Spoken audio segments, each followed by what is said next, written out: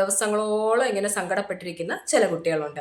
ഇനി ഞാൻ അങ്ങനെ ഇടപെട്ടുകൊണ്ടായിരിക്കും ആ പ്രശ്നം ഇത്രയും കുളവായത്.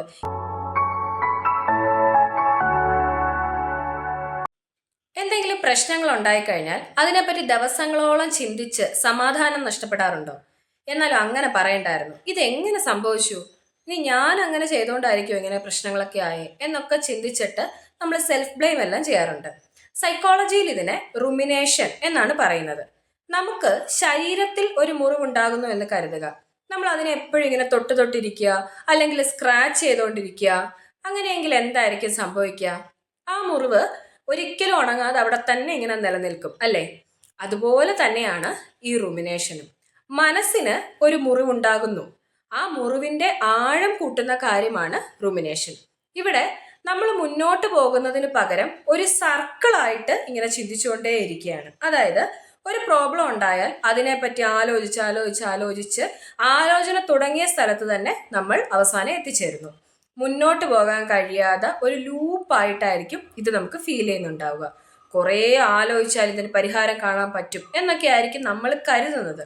ആക്ച്വലി ചില സിറ്റുവേഷന് അങ്ങനെ സ്പെസിഫിക് ആയിട്ടൊരു പരിഹാരം കണ്ടെത്താൻ കഴിയണമെന്ന് ഒരു നിർബന്ധവും ഇല്ല. സിമ്പിൾ ആയിട്ടൊരു എക്സാമ്പിൾ പറയുകയാണെങ്കിൽ, നമ്മളും വേറൊരാളും കൂടി ഒരു വഴക്കുണ്ടായി. അതിനുശേഷം നമ്മൾ ഇങ്ങനെ രാത്രി ഫുൾ ഉറങ്ങാതിരിക്കുന്നു. ഇനി ഞാൻ അങ്ങനെ ഇടപെട്ടുകൊണ്ടായിരിക്കും ആ പ്രശ്നം ഇത്രയും കുളവായത്. ബാക്കിയുള്ളവർ ഇതുവല്ലോ അറിഞ്ഞു കാണുമോ? എന്നെപ്പറ്റി എന്തായിരിക്കും അവരൊക്കെ വിചാരിച്ചിട്ടുണ്ടാവുക എന്നൊക്കെ ഇങ്ങനെ നമ്മൾ ആലോചിച്ച് ദിവസങ്ങളോളം പോവാണ്. ചിലപ്പോൾ വഴക്കാകെ 10 മിനിറ്റേ നിന്നിട്ടുണ്ടാവുള്ളൂ. പക്ഷെ അതിനെ പറ്റിയിട്ടുള്ള ആലോചനയും സങ്കടങ്ങളും ദിവസങ്ങളോളം നിന്നിട്ട് നമുക്ക് നമ്മുടെ മെൻ്റൽ ഹെൽത്തിനെ പോലും ഇത് അഫക്റ്റ് ചെയ്യാനായിട്ട് തുടങ്ങും. ഇപ്പോൾ വേറൊരു എക്സാമ്പിൾ പറയുകയാണെങ്കിൽ, നമ്മുടെ കുട്ടികൾക്കൊക്കെ ക്ലാസ്സിൽ പ്രസൻറ്റേഷൻസ് ഒക്കെ ചെയ്യേണ്ടതായിട്ട് വരും. അങ്ങനെ ഒരു പ്രസൻറ്റേഷൻ നടത്തുന്ന സമയത്ത് എന്തെങ്കിലും ഒരു മിസ്റ്റേക്ക് വന്നു എന്ന് കരുതുക. അതായത് അവർക്ക് അത്ര നന്നായിട്ട് പ്രസൻറ്റ് ചെയ്യാൻ പറ്റിയില്ല. എന്നിട്ട് അതിനെപ്പറ്റി ഇങ്ങനെ ആലോചിക്കാൻ തുടങ്ങുകയാണ്.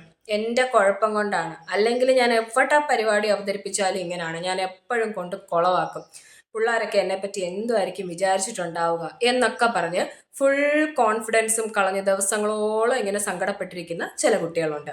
പിന്നീട് നന്നായിട്ട് പ്രിപ്പയർ ചെയ്ത ഒരു കാര്യം പോലും ഈ ചിന്തകളൊക്കെ കാരണം അവർക്ക് പ്രസൻറ്റ് ചെയ്യാൻ കഴിയാതെ ചില സമയത്ത് വരാറുണ്ട്. അപ്പോൾ ഒരു ഇഷ്യൂ ഉണ്ടാകുമ്പം സങ്കടം വരരുത്, അതിനെപ്പറ്റി ചിന്തിക്കരുത് എന്നൊന്നുമല്ല. നമുക്ക് ഇത്തരത്തിലുള്ള തോട്ട്സ് ഒക്കെ സ്വാഭാവികമായിട്ടും വരാം. പക്ഷേ അതിനൊരു ടൈം ലിമിറ്റ് ഉണ്ട്.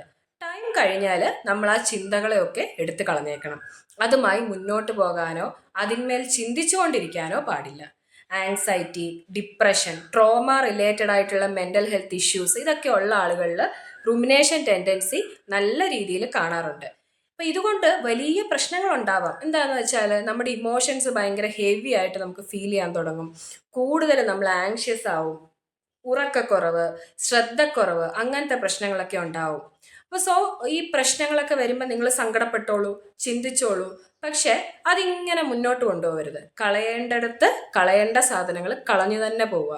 എല്ലാ പ്രശ്നങ്ങളും അവസാനിക്കുന്നത് അത് പരിഹരിക്കുമ്പോൾ മാത്രമല്ല, അതിനെ പറ്റിയിട്ടുള്ള അനാവശ്യ ചിന്തകൾ നമ്മൾ ഒഴിവാക്കുമ്പോൾ കൂടിയാണ്. മനസ്സിൽ നിന്ന് ആ ഫയൽ നമ്മൾ ക്ലോസ് ചെയ്യുമ്പോഴാണ്.